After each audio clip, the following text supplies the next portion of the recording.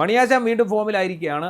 ഇടുക്കിയുടെ മണിമുത്ത്, മണിമുഴക്കം എന്നൊക്കെ പറയുന്ന പുള്ളി. മണിയാശാന് ഇടയ്ക്ക് ഇങ്ങനെ ഇപ്പം മന്ത്രി MLA പിന്നെ ജില്ലാ സെക്രട്ടറി ഒന്നും അല്ലല്ലോ. പക്ഷെ മണിയാശാൻ ഞാനിവിടെ തന്നെ ഉണ്ട് എന്നതിൻ്റെ സാന്നിധ്യം. ഈ ഹൈറേഞ്ചിലെ ആൾ ഞാൻ തന്നെയാണ്, ഹൈറേഞ്ചിലെ വിപ്ലവ സിംഹം ഞാൻ തന്നെയാണെന്ന് ഇടയ്ക്കിടയ്ക്ക് അതിന് നമ്മളെ ബോധ്യപ്പെടുത്താറുണ്ട്. അതുകൊണ്ട് അങ്ങ് ചില പ്രശ്നങ്ങൾ നടത്തും. ആദ്യം ഈ ഷിബു ബേബിയോണിനെതിരെ ആദ്യം ഒരു വിവാദ പ്രസ്ഥാനം കടപ്പുറത്ത് കടന്ന ആളെന്നൊക്കെ പറഞ്ഞ് കളിയാക്കി.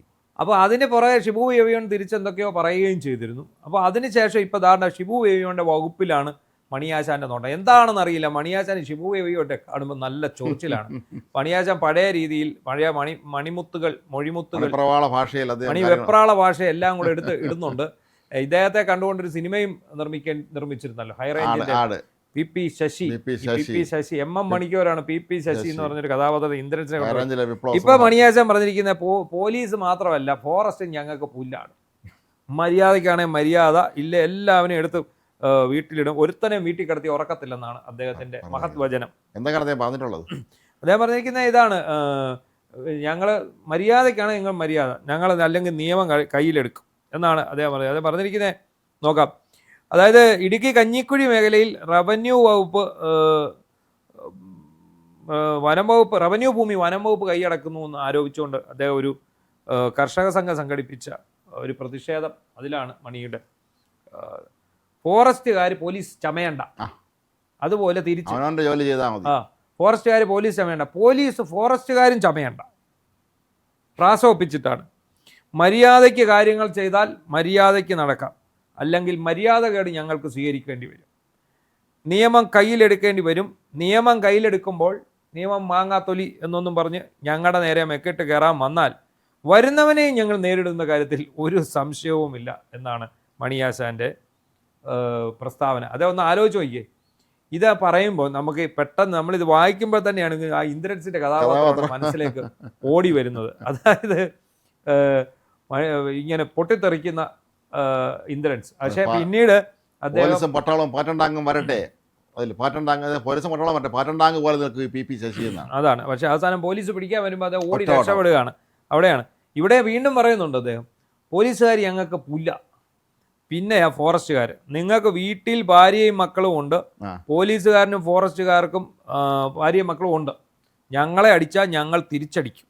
ഇതിൽ ഇനി തമാശ അല്ല, ഇത് തമാശ അല്ലെന്നാണ് അദ്ദേഹം പറഞ്ഞിരിക്കുന്നത്.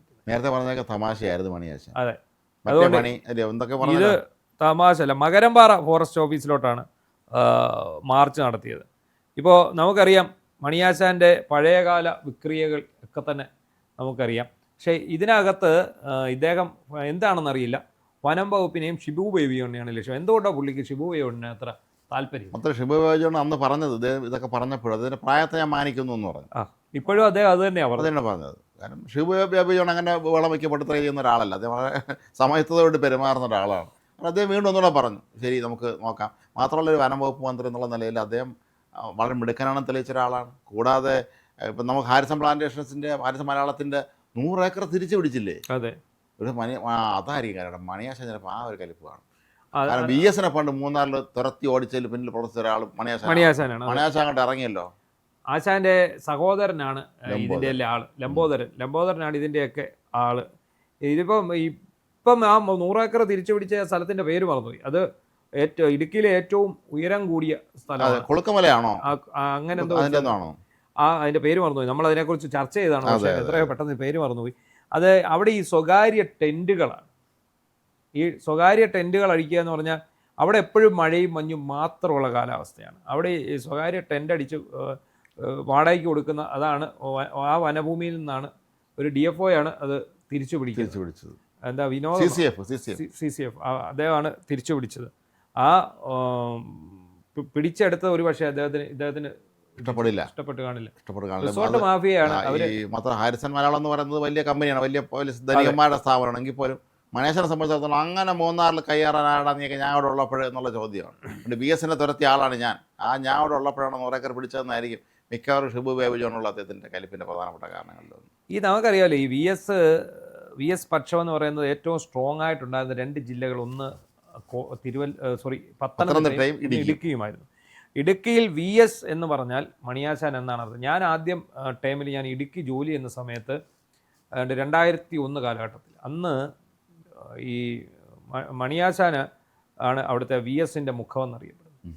അവിടെ എന്ത് സംഭവം അന്ന് ഈ കമ്പക്കല്ല് കടവരി പ്രദേശത്തെല്ലാം ഇദ്ദേഹം ഈ അന്ന് ഈ VSനുണ്ട് 70 75 വയസ്സുണ്ട് അന്ന് ഈ കൂടെ പോകുന്നവരെല്ലാം ക്ഷീണിക്കുമെങ്കിലും ഇദ്ദേഹം ഈ മതികെട്ടാൻ ജോലിയും മതികെട്ടാൻ മലയും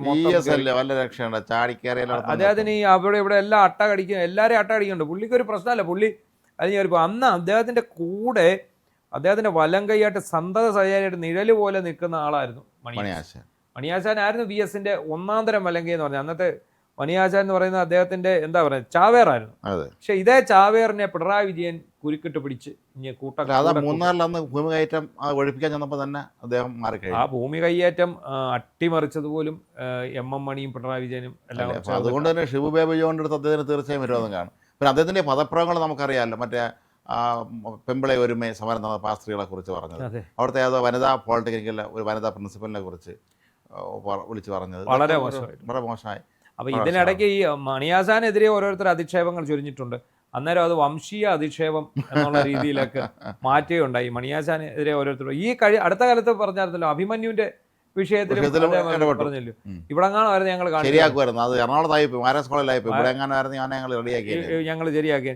ഇടയ്ക്കിടയ്ക്ക് മണിയാശാൻ പൊങ്ങി വരുന്നുണ്ട്. കാരണം എന്താണ്, പൊതുവേ സംസ്ഥാനം ഒട്ടാകെ CPM ഒരു വല്ലാത്ത അനിശ്ചിതാവസ്ഥയിലും സന്ദിഗ്ധാവസ്ഥയിലാണ്.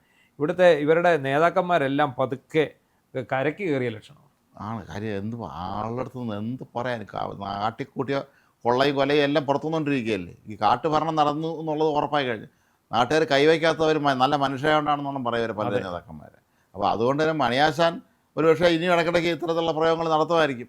ആശാനെ സംബന്ധിച്ചിടത്തോളം ആശാൻ്റെ രാഷ്ട്രീയ അസ്തിത്വം എന്ന് പറയുന്നത് അദ്ദേഹത്തിൻ്റെ ഗ്രാമ്യ ഭാഷയും ഈ പ്രത്യേക ആംഗ്യവും ഈ രീതികളും ഒക്കെയാണ്. അദ്ദേഹത്തിൻ്റെ ഈ എന്താ പറയുന്നത് ഈ രാഷ്ട്രീയ ജീവിതം ഏതാണ്ട് അസ്തമിച്ചു. കാരണം അദ്ദേഹത്തിന് ഇത്തവണ ഉടുമ്പൻചോലയിൽ സീറ്റ് കൊടുത്തിരുന്നെങ്കിൽ അദ്ദേഹം ജയിക്കുമായിരുന്നു, ഇടുക്കിയിലെങ്കിലും ഒരു സീറ്റ് കിട്ടുമായിരുന്നു എന്ന് പറയുന്നവരുണ്ട്. പക്ഷേ സാധ്യത കുറവാണ്. കാരണം കേരള ഉടനീളം തരംഗം ഉണ്ടായിരുന്നു. ആ ഒരു തരംഗത്തിനിടയിൽ മണിയാശാൻ എന്നല്ല ആർക്കും പിടിച്ചു നിൽക്കാൻ സാധിക്കുകയില്ലായിരുന്നു. അപ്പോൾ അതുകൊണ്ട് തന്നെ അദ്ദേഹത്തിന് ഇത് സർവൈവ് ചെയ്യാൻ സാധിക്കുമായിരുന്നില്ല. മാത്രമല്ല സേനാപതി വേണു നല്ല ഒന്നാന്തരം സ്ഥാനാർത്ഥിയുമാണ്. ഇനിയിപ്പം മണിയാശാനെ സംബന്ധിച്ചിടത്തോളം ഒന്നുമല്ലെങ്കിൽ ഇങ്ങനെയൊക്കെയുള്ള പ്രസ്താവനകളിലൂടെ ഞാനിവിടെ ഉണ്ട് എന്ന് അറിയിക്കുക. മണിയാശാന് എപ്പോഴും വാർത്താ പ്രാധാന്യമുള്ള ഒരാളാണ്. അദ്ദേഹം എവിടെയെങ്കിലും പ്രസംഗിക്കാൻ വന്ന ആൾക്കാർക്ക് കൂട്ടമാണ്. കാരണം അതറിയോ, അവൻ്റെ പഴയ 1, 2, 3 പ്രസംഗത്തിന് ശേഷം അദ്ദേഹത്തിൻ്റെ ഡിമാൻഡ് കൂടിയത്. ഈ 1, 2, 3 പ്രസംഗത്തിന് ശേഷം അദ്ദേഹം എന്ത് പറഞ്ഞാലും പ്രശ്നമാകുമെന്ന് ഉറപ്പുള്ളതുകൊണ്ട് മണിയാശാൻ്റെ മുമ്പിൽ എന്താണ് ആര് മന്ത്രിമാർ വന്നാലും മൈക്കുമായിട്ട് ചാനലുകാർ പോകത്തില്ലായിരുന്നെങ്കിലും മണിയാശാൻ വരുമ്പോൾ ചാനലുകാരവിടെ മൈക്കും ക്യാമറയും കൊണ്ടുവയ്ക്കുന്നത് ഞാൻ കണ്ടിട്ടുണ്ട്. കാരണം ഇത് അന്നത്തെ 1, 2, 3 പ്രസംഗം ഇതുപോലെ ഒരു ചെറിയ ഒരു കവലയോഗത്തിൽ അദ്ദേഹം ആവേശം കൊണ്ട് പ്രസംഗിച്ചു. ചില ആൾ കൂടുതലുണ്ടായിരുന്നു. അപ്പോൾ ഒന്ന് ആവേശം കൊണ്ടിട്ടാണ് ഞാൻ ഒരാളെ വെട്ടിക്കൊന്നു, ഒരാളെ കുത്തിക്കൊന്നു, ഒരാളെ തല്ലിക്കൊന്നു എന്നൊക്കെ പറഞ്ഞത്. അതുകൊണ്ടാണ് അങ്ങനെ പറഞ്ഞ അത് അവിടുത്തെ ഒരു പ്രാദേശിക ചാനലുകാരനാണ് ഷൂട്ട് ചെയ്തത്. അയാൾക്ക് ഇതിൻ്റെ സീരിയസ്നെസ് മനസ്സിലായില്ല. അങ്ങനെയാണ് അന്ന് നമ്മുടെ പ്രമുഖ ചാനലിൻ്റെ ഒരു റിപ്പോർട്ടർ ഈ വിഷ്വൽ കണ്ടുകൊണ്ട് അവരുടെ നിന്ന് മേടിച്ച് ഇത് കൊടുത്താണ് അന്ന് വൈറലാകുന്നു. അങ്ങനെ മണിയാശാൻ വയസ്സാം കാലത്ത് ജയിലിൽ അതെ ആ ജയിലിൽ പോയി കിടന്നതിൻ്റെ ഗുണമുണ്ടായി. അദ്ദേഹം ചീഫ് വിപ്പുമായി മന്ത്രിയായി. അങ്ങനെ ഒരു ഗുണമുണ്ടായി. മന്ത്രിയായെന്ന് മാത്രമാണോ ഡാം തുറന്നു വിട്ട് നാട്ടുകാരെ മുഴുവൻ കൊല്ലാനും ശ്രമിച്ചു. അങ്ങനെ ഉണ്ടായിട്ടുണ്ട്. അത്രയും വിഷയങ്ങളുണ്ടായിരുന്നു. എന്താണെങ്കിലും മണിയാശാന് വീണ്ടും ഇടയ്ക്കിടയ്ക്ക് ഈ മണി ഇങ്ങനെ മുഴുങ്ങിക്കൊണ്ടിരുന്നില്ലെങ്കിൽ ഇടുക്കിക്ക് ഒരു ഭംഗിയില്ല.